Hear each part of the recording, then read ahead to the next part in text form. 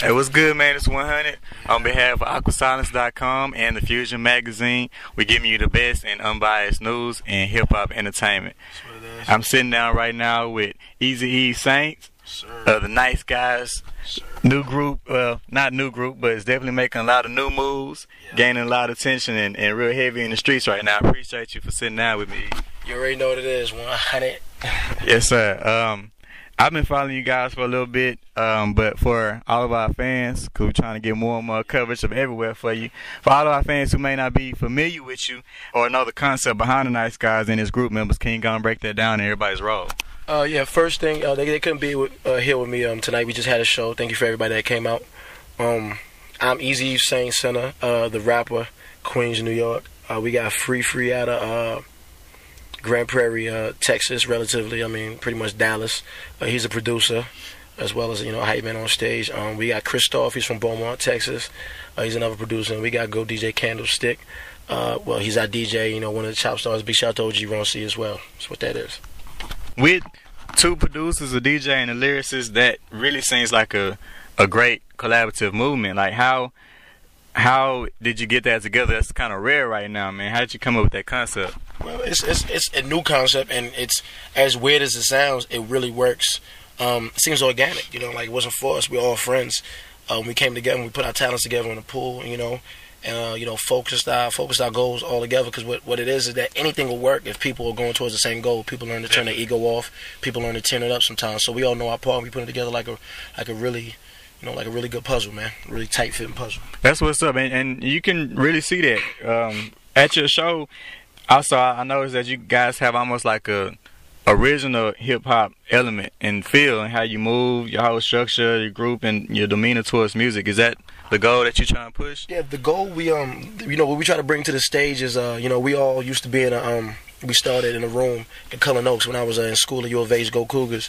We started in a room in Cullen Oaks called 265, and it grew a life of its own, man. It had alphas. Big shout out to my boy Kenneth.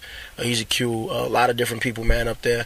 And we really became like brothers, and it became its own breathing, living monster. And we try to bring that attitude to the stage that, that I'm not going to curse, but we just try to bring that whole, we here to party, have a good time element to the to the stage. We ain't really scared of nothing except failure, so we might as well go out there, right? What's the worst that can happen? That's right. That's real. It seems like you guys have been moving a lot and at a real fast pace. I see you got all these shows just in this 1 week alone. How were you successful to get such a huge following? Honestly, I think we got the following because when you're in a place I'm not going to say that they don't accept music, but you have to win them over with being a person first. And, I got to turn, I'm being from New York, my brother always told me, like, whatever you do at the end of the day, you could be broke or not, hustling or not, playing ball or not. And it was, I was the type of stuff I was into. You got to be an ill nigga.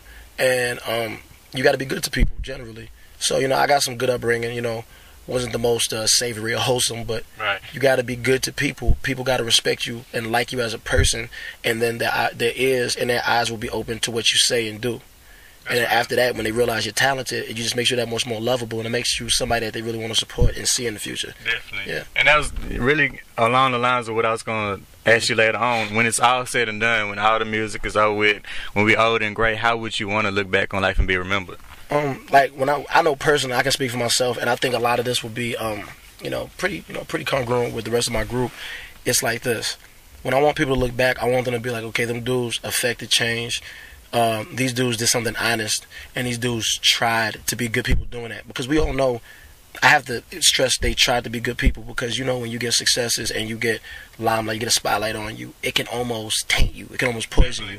So as long as you're going through that and you're trying to be somebody that's not going to fall victim to that, that's good. But when you don't have to try it, and when it's natural and something you want to do because that's what you are, it makes it a lot easier. So I want people to look back and be like, wow, man, those dudes are successful. I'm going to remember them, and they made me feel good about things in general. I want, like, real talk, I know it's a little bit long, but if somebody could look back, I was having a bad day, I heard a Nice Guys song, and I'm not having a bad day anymore. That says a lot.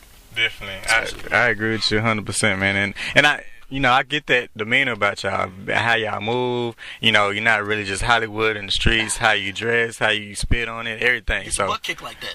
You get your butt kicked like that and definitely turn people away from you who are not used to you. Yeah, right.